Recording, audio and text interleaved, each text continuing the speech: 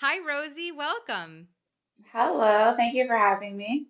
I'm so excited to talk to you about these desert plants today because they're really foreign to me as I've lived on the East Coast in New York and now I live in the tropics in Florida. Oh, Desert wow. plants really fascinate me. So, you have such an interesting area of expertise, Sonoran desert plants. How did you become the Sonoran Rosie? How did she evolve? Well, I grew up in Arizona. I've lived here my whole life. I've always been into plants and gardening, and I just went out hiking all the time and I learned all about the different plants that grow here around me in Tucson. And it was just a learning process, slowly just picking up all the different properties that all these plants have, all the edible plants that are, because there's so many edible plants here in the desert.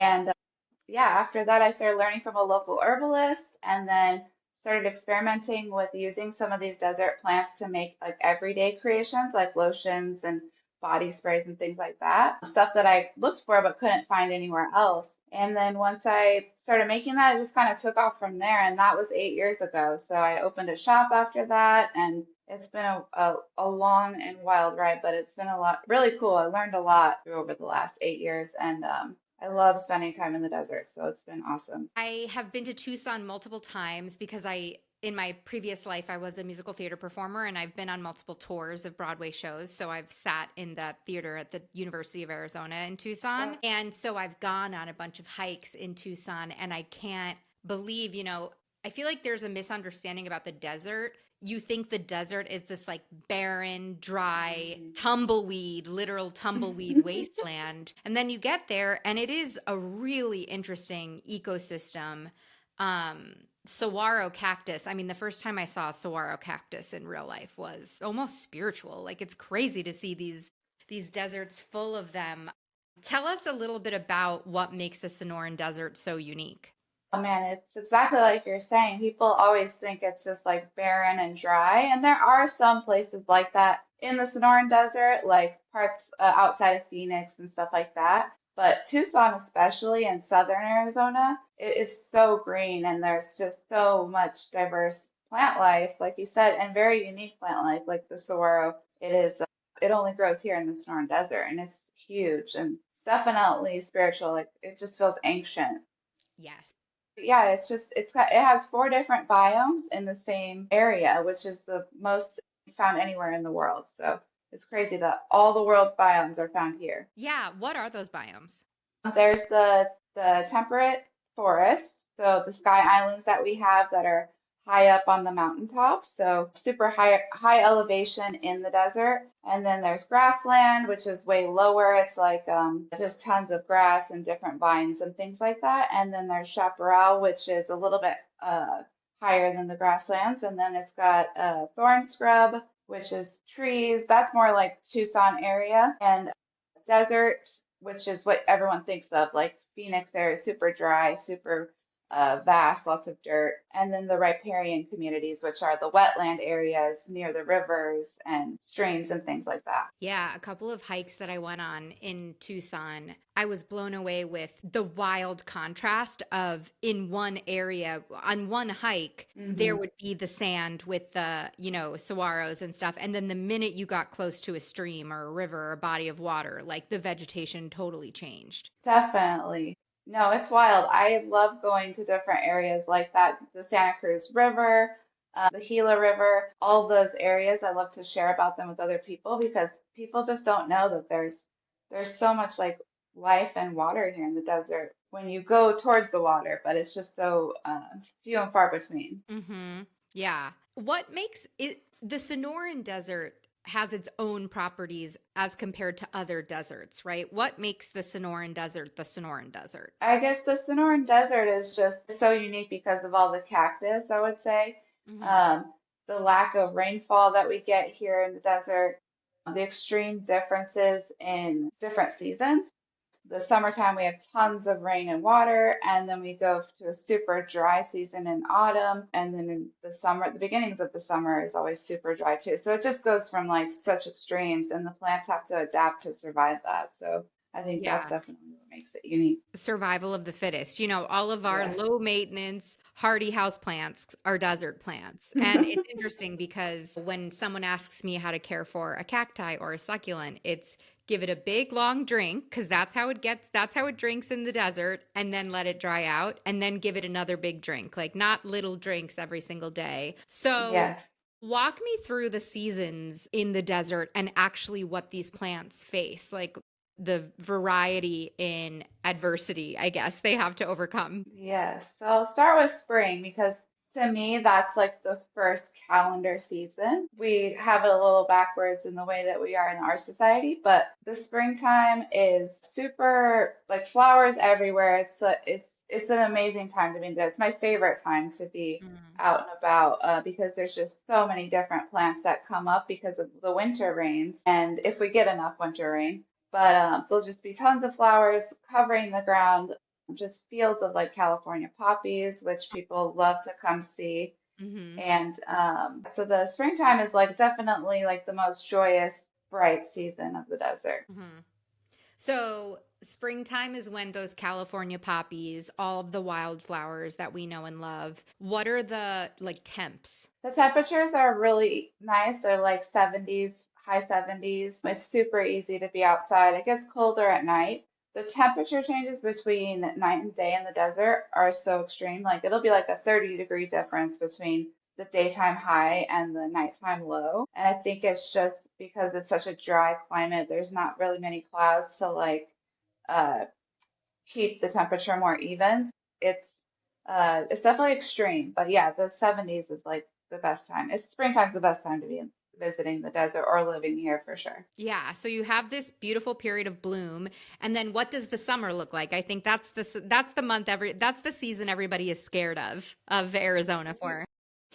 That's what everyone's scared of, but I honestly love the summer because the beginning few months of summer is brutal and it's warm, but I love the heat. I'm such a desert rat, so to Mm. me, I like it because I get tired of the cold from the spring and the winter, which isn't very long here in the desert, but the summer first couple of months are very hot, but then we start getting our monsoons, and that happens like July usually till about September. So that is just plenty of rainfall, tons of water. All the plants become alive, all the cactus swell up from being full with water. All the rivers are running. It's just beautiful, and then the sunsets are amazing. I mean, the temperatures will drop during monsoons at least 20 degrees. So it goes from like 105 to like 85 or 80. So it's definitely a relief.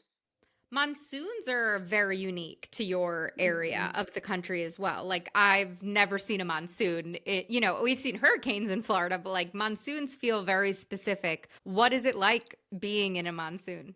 A monsoon is definitely specific, and I think it's just characterized by like an extreme change in weather where it just will be normal looking all day, no clouds, and then all of a sudden, like late afternoon, these big, dark, super dark rain clouds will start coming in really quickly, and then Hmm. it'll just dump a bunch of rain. So it's not like light rainfall like you get in other parts of the country. It's just tons of rain all at once, and then it's over just as quickly as it started. So it'll be like sometimes 15 minutes, sometimes 10 minutes, and then it's also like scattered throughout. So it's like one part of the town will get uh, tons of rain and the other will get none. So it's like super random and sporadic. It also has tons of wind, so it'll be super dusty sometimes or just chaotic, but then it's over pretty quickly. And if the dust gets blown up with the wind, and does the rain settle the dust? Yes, definitely. So those storms will kick up the dust in the beginning as the clouds are rolling in, and then it'll rain and dump it down, and then the dust will be gone. So, as I've read your lovely book, which is so beautiful, I love the illustrations. My book is illustrated too, so I have a soft spot for illustrated books. And also, I have a couple of friends who lived in Tucson, and everybody talks about the scent after that monsoons have a scent, and it's the scent of a plant after the monsoon is over. Can you talk about that? Because I've never heard the name of or seen this plant before. Yes, so that plant is like one of the first plants I started working with because I Okay. love that scent, and it's a creosote bush or chaparral, Laria tridentata. and it's a plant that only it grows in the Mojave and the Chihuahuan Desert as well, but it is so prolific. It's all over the desert, and it's one of the first plants to come up actually when they like level the ground. But yeah, it after it rains, it has so many oils on its leaves. It's super waxy, and once it rains, the oils are kind of released because of the water, and it'll just make the entire desert smell like this bush, and it's super like fresh and woody smelling. So it's not just like the regular scent of the rain when it rains here. It's like you smell creosote. Even if you have a creosote bush like in a neighborhood like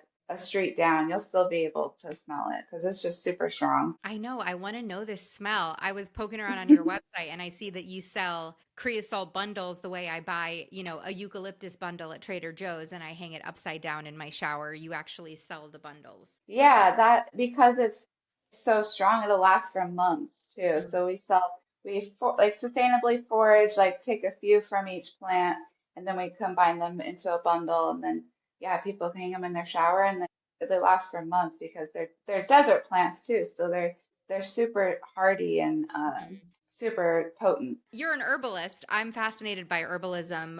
What are the medicinal properties of this plant in addition to the fact that it has a beautiful smell? It is one of the most healing plants that I've like ever come across, and I feel like a lot of other herbalists say that for your skin. So to me, I always say that it can heal almost any skin issue.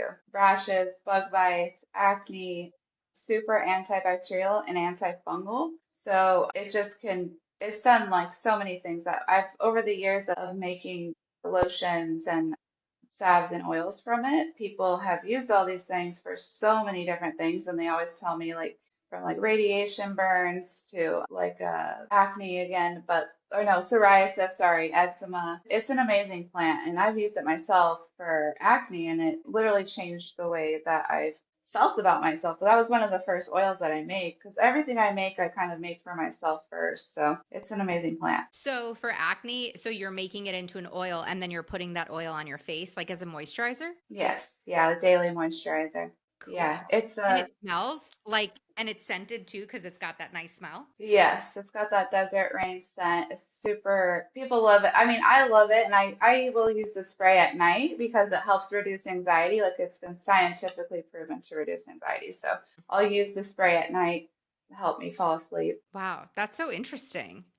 Yeah, it's a cool plant. I let's stay high level before I want to go into a couple of plant profiles per season, but I want to walk through the seasons with you first. So you mentioned spring is in bloom, manageable temps. Summer kind of it sounds like has two different seasons, the like super hot beginning of summer and then the monsoon season. And then what Yeah. does fall look like?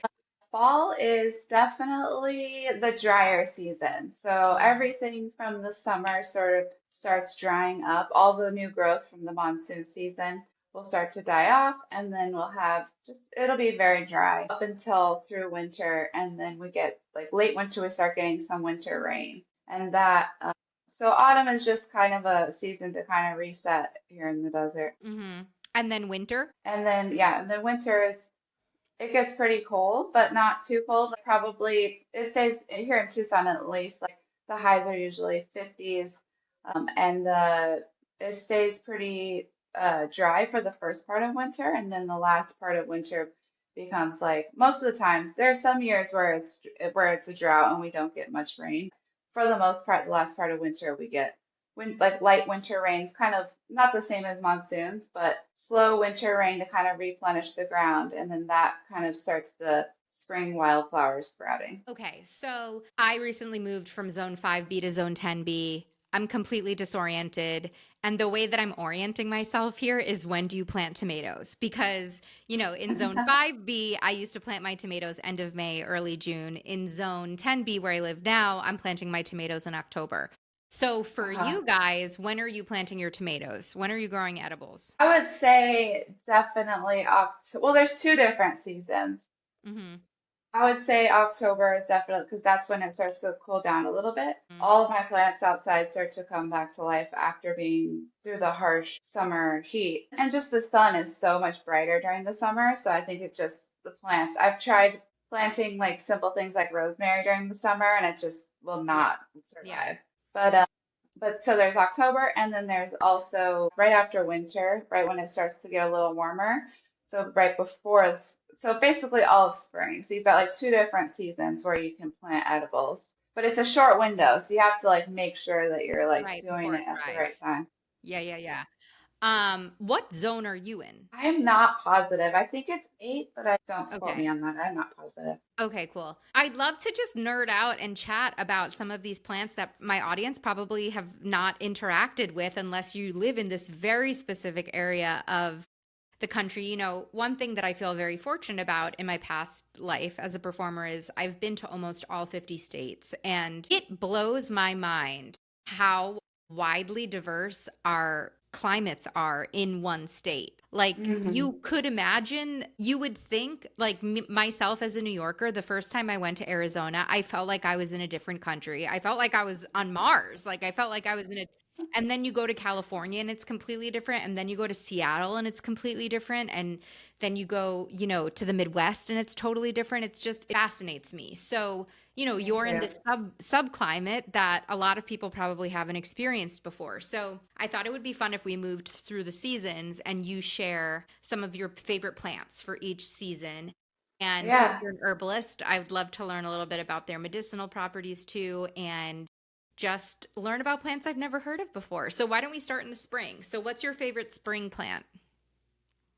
My favorite spring plant, I would say the saguaro cactus. That's the most 100%. typical desert, especially in the spring when they start to bloom. They Hmm. just look like underwater creatures. They're just so beautiful with like giant blooms, and they last pretty much for half the day. They'll start blooming at night, and then they'll bloom till about 2 or 3 in the afternoon, and then they Hmm. close up and then open up again the next night. So they're amazing and so beautiful.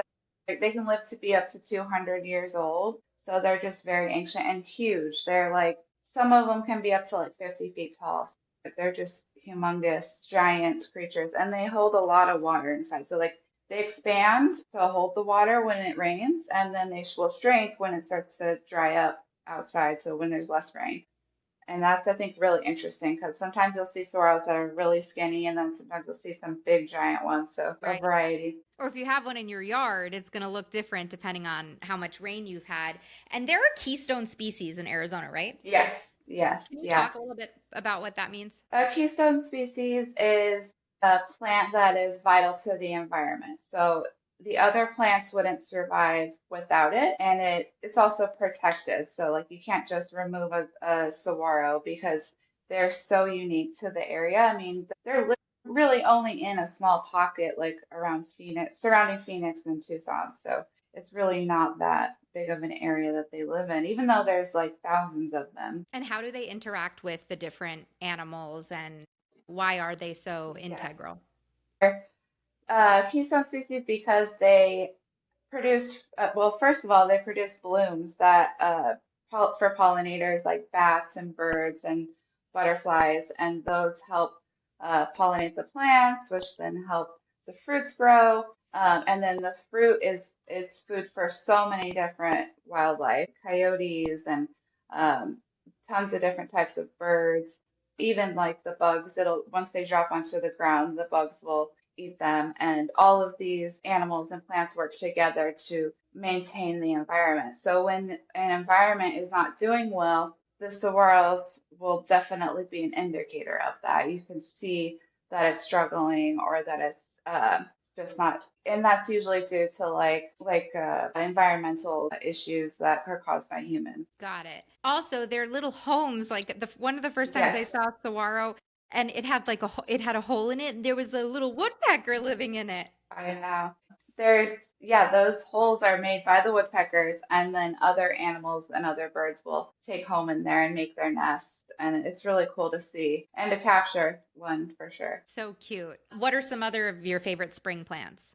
California poppies, those are ones that so many people come to Arizona and California to come look at during the springtime, especially after a lot of winter rain. They'll just be covering entire hillsides just underneath all the normal desert plants that are always there, but they cover the ground and they're so delicate and so beautiful. They just have such a contrast between the harsh Mm. cactus and then these like really soft, glittery orange flowers just everywhere. It's so beautiful. And they are also medicinal. They help like if you can make a tincture out of them and it helps reduce anxiety and promote relaxation.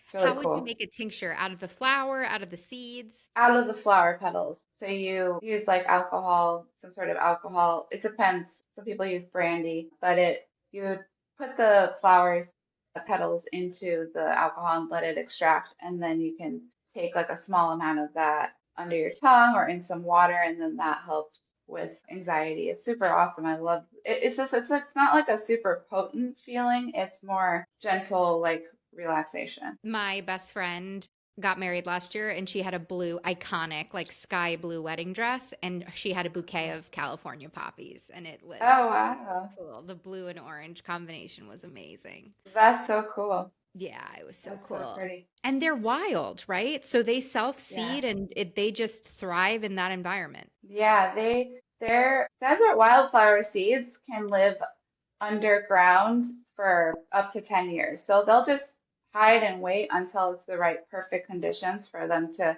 come up. So it's really wild that so they can we can go years without enough winter rain and then all of a sudden they'll just be everywhere. And they produce a ton of seeds. So yeah, they can just spread out through an entire area. It's really pretty to see. Wow, gorgeous. Okay, so that's another plant that reduces anxiety and also makes you happy to look at. So that's spring. So let's talk about summer. So whatever thrives in the summer has to be pretty resilient because it's dealing with the high heat and the monsoon. Definitely. I mean, that's the difference between spring wildflowers is that they can only live for a short period of time, whereas all these other plants that survive from spring through or for the whole year, they have to be very resilient and be well adapted to survive such Mm. drastic different extremes. Summer, we talked about it earlier, but creosote bush, it's actually one of the oldest living organisms. It clones itself through its roots. There's a king clone, is what they call it, in the Mojave Desert that they've tested the root system to be 11,000 years old. So it's wild Wow, it's almost like a how moth. ancient. Yeah. Yeah, it's cool because it almost feels that way too. Like when working with the oils or like the sprays and stuff, it almost feels like very protective, ancient energy. Mhm. But yeah, creosote bush. Another one would be velvet mesquite tree. So that is like our main desert tree it just spreads out so easily because it produces these giant seed pods and it'll just spread out.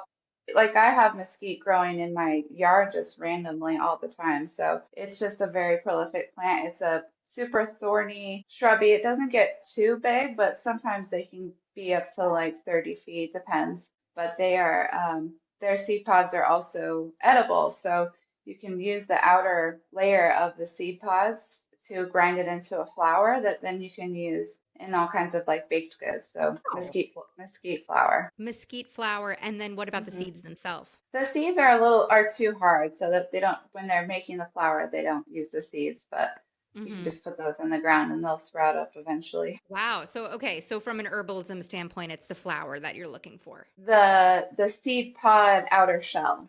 Right. For the So the flower. for the flour, yeah. Yes. I said flower, F L O Yeah, U E sorry. R, not FLOWER. Very cool. And do you have another one for summer? Yes, the Engelmann prickly pear cactus. So that is one that is another super prolific desert plant that grows all over the place. We have a couple different types of prickly pear cactus, but this one's like the main one, and it produces the most juicy edible fruits. And Mm. I'm sure a lot of people have heard of prickly pear fruit juice, but Or it's prickly wild. pear margarita. That's how I know Yeah, it. definitely. But I just think it's really amazing how every season in the desert, especially in the summer, there's always something that will come up that helps people and animals survive that season. So because it's summertime and after a few months of really hot heat, towards the late summer, that's when the fruit will start to ripen, and then you can start using it to create juices. Some people eat the fruit by itself after removing all the tiny glaucids, which are the little hair-like thorns that are covering them. Hmm. And they have so many vitamins and electrolytes. I always forget, like, oh yeah, like I'll be like so lethargic and tired like during the summer, and then I'll drink prickly pear juice and I feel like so much better. A lot of people use it for hangovers too. It's hydrating. So you'll just go to, forage some prickly pear fruit and juice it. Yeah, we sell a concentrate actually that people can buy, but I'll forage the fruits and then I'll freeze them during the whole year so that I can then make juice out of them whenever I need it or whenever customers would like some. So when you're foraging for your business, because is all your business is all of these cool like salves and sprays and all sorts of things, are you foraging like 100% of the stuff that you're using? No, not 100%, but it's like the main ingredient in whatever we're making. But yeah, I tend to just use plants that I know are plentiful. There's other plants like desert lavender that are really would be amazing in like a lotion or an oil because it smells really good. It smells similar to regular lavender, but it's just not very common, and I would Mm. feel Okay. wrong to use it. So creosote bush, prickly pear fruit, a lot of desert wildflowers like brittle bush we use. But yeah, we try to stick to the ones that have plenty to choose from. Okay. So staying in your integrity and honorable harvest. Yeah. What about fall? What are your favorite fall plants? One of them is fishhook barrel cactus. It's a big, round, short cactus that grows all over the desert, and it has these long spines that cover its whole body. Spines that help protect it from the heat, from animals being able to eat it. And these spines are hook shaped, so that's why they call it fishhook barrel cactus. But they bloom in the early autumn, and then they make these fruits that are big, yellow, really kind of soury, but super mucilaginous, which is like sticky kind of fruits. And almost, I don't know if you've ever tried a prickly pear cactus like Nopales, the like people make Mm-hmm. tacos out of it. It Yeah. tastes kind of similar to that. Okay.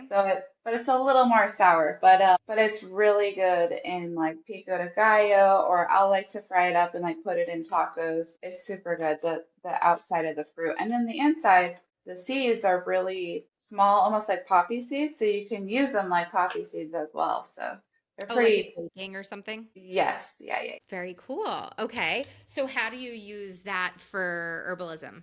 Do you use it in any of your products? I don't use that one in my products, but I do forage it often, and I include in my book a recipe. It's kind of the book has a mix of herbal remedies and recipes Hmm. as well. So that one has a barrel cactus fruit pico de gallo recipe in there. Yeah, love that. Barrel cactus to me are, when I look at them, I don't know how else to explain this, but it's like you believe in a higher power. Like the geometry of barrel Yes. cacti are it's so mesmerizing. And Hmm. you're just like, how is this natural? Like, how is this not man-made?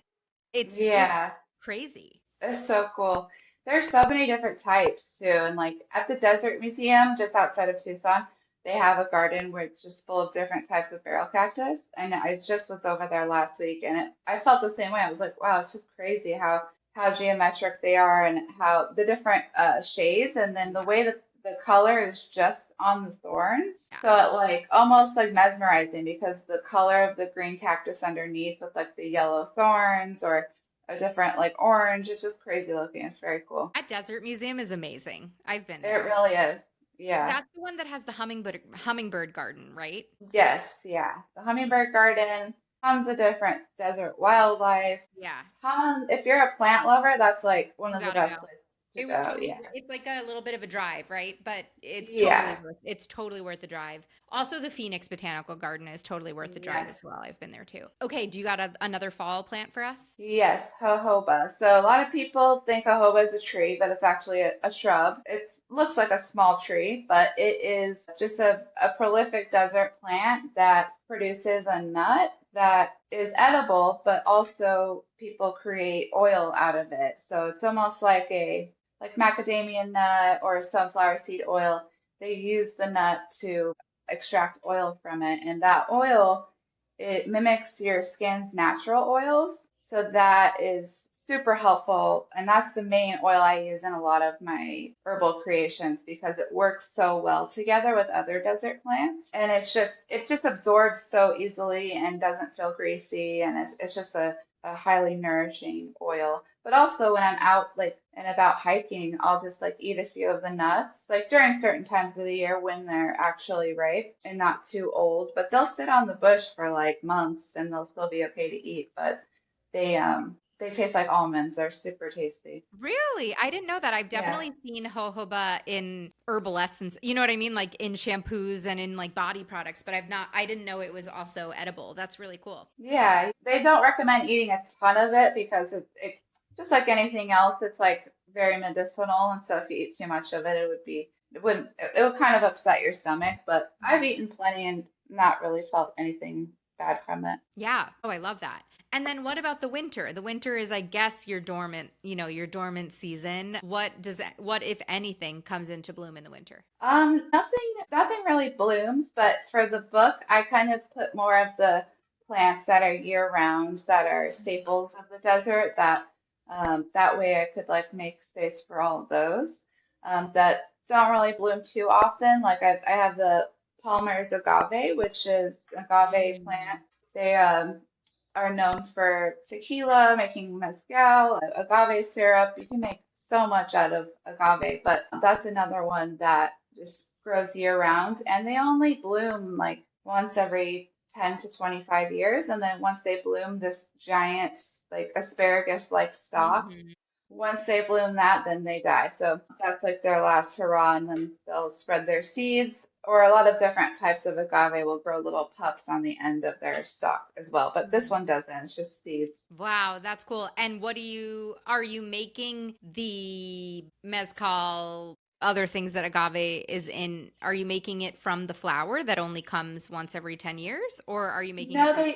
they use it. I don't make it because it kind of destroys the whole plant. And so I think agave is better harvested with agave farms because they're purposefully planted for that. But they make it from the heart of the agave. So they have to dig Got up it. the whole They've got to plant, do the whole plant. dig out the root, yeah, the root system, and then the heart of the actual plant. That's what they use to like ferment to make Wow. distilled spirits. So cool. Yeah, it Anything is else? really interesting. The teddy bear cholla. So that one is like a desert plant that so many people like fear because, well, there's other types of cholla too, but teddy bear cholla is like the most scary one because it's got the most spines all over it. Mhm. And it's just like a succulent cactus that can grow pretty tall, but it grows these little sectionals of arms and they're covered in these really sharp that really hurt when you get one on you. And what happens is they break off from the plant and they'll be all over the ground surrounding it.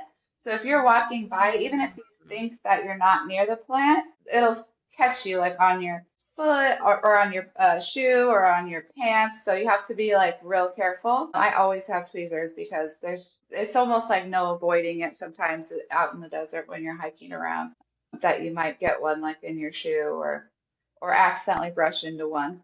But they tend to like think that Choya jumps at people and like that's like a myth that is here in the desert where like it's gonna like jump onto you, but really it's just because you brush up against it, but it has little tiny hooks at the end that'll just grab onto anything. That which is why they can like propagate themselves so easily because they can just head through the whole desert and just catch a ride on anything, really. Mm. Wow, that's crazy. What's your favorite plant to work with as an herbalist? I like to work with a plant called brittle bush. I mean, I like to work with all of them really, but brittle bush is unique because it's a desert wildflower that blooms in the spring, but it tends to grow year round as well. But it's super fragrant, and Native Americans used to use like the stalks of it as like a toothbrush, so it's like got antimicrobial properties as well. And it's just so fragrant and it's super hydrating too. So it's great for like a face mist, but it also has a really unique scent. It's almost like sagey smelling, Mm. but it's just very unique to the desert, and I love that. Yeah, I love a planty entrepreneur, and I'm curious to know, how did your shop start? Like, what was your first product and how has it grown? And why did you choose to stay rooted in medicinal Sonoran plants? The first product that I made that I was interested in making was a creosote body and room spray. So that desert rain scent, I wanted to capture that in something that I could wear every day. Yeah. Because I had seen creosote salves other places, and I went about by trying to look for stuff like that first, and then I was like, well, I guess I can just learn how to make it myself. So, and that's kind of how I've always been, just kind of figuring, love to learn, love to experiment, figure out new things, and so yeah, that was the first one that I made, and then it was people really liked it, and then it just kind of went from there. But I worked out of my house for like many years, and then 3 years ago, I opened up my shop in downtown Tucson where I sell my products. We have my workspace in the back, and then I also sell like other products from local makers, local artists that create jewelry, ceramics, and that kind of. I also sell some plants too that I propagate myself and That's different like awesome. native plants and also house plants too. Tucson has quite the little art scene. It definitely does. I Yeah. mean, I think that that's really what, like you asked, like what continued my drive for it. I just had became like so obsessed with learning more about the desert and desert plants. And I remember telling somebody like it feels like a romantic relationship. Like I'm so excited to like learn more. I'm so excited to be outside and like find new plants I haven't seen before. And I still do that all the time. I mean, I spend at least 2 days a week out hiking and foraging, and I just can't not do that because I just love it so much. But yeah, the art scene, it really helped me grow because so many people are so willing to support small businesses and local businesses and people that live in the desert love the desert. I mean, you have to if you live here, so Yeah, you don't totally. have any other option. Totally. Are there any Sonoran plants that we could have as houseplants? Yeah, I mean, I was suspicious of it, but I had a saguaro seed kit, and I was reading more about it, and they were just saying like, as long as it's dry and you keep it near a bright light and it's not too cold, then you can grow a saguaro and have it live inside your house in colder climates, which was wild to me. I was like, wow, that's. I have always just grown plants that I know that Hmm. will survive here, but I'm sure there's other ones like choyas and other succulents like agave. Like I've seen other people grow Hmm. agave a lot of places. Prickly pear. Prickly pear is super resilient. Like it grows all over the world, different varieties. So there's a Yes. lot of And different people ones. use it in landscaping a lot. But yeah, I feel Definitely. like if you're going to try to grow a saguaro or a choya, you probably need to grow light. If you're going to do it indoors, probably grow light and Yes. light-handed on the watering. Yeah. If people want to learn more about Sonoran plants, you've written a beautiful book. Where can they find it? And also, where can they find you? Because I was poking around your website, Rosie, and I was like, I want that. Oh, I want that, bundle for my shower. I want the room spray. I want you like make all these botanical perfumes. You make really cool stuff. So where can everyone find you? thank you. You can find me at sonoranrosie.store. I have my book available on there. I have all the different desert creations on there as well as some like local giftable items from other local makers on there as well. So Very cool. sonoranrosie.store. Yeah. And the book's name? It is called Seasons of the Desert. Beautiful illustrations. I love how those turned out. Yeah. Um, yeah, Really it's a beautiful. thank you. We'll make sure we link to everything in the show notes. Thank you so much for opening our eyes to a very niche subsect of the plant world. Thank you for having me. I appreciate it. Growing joy.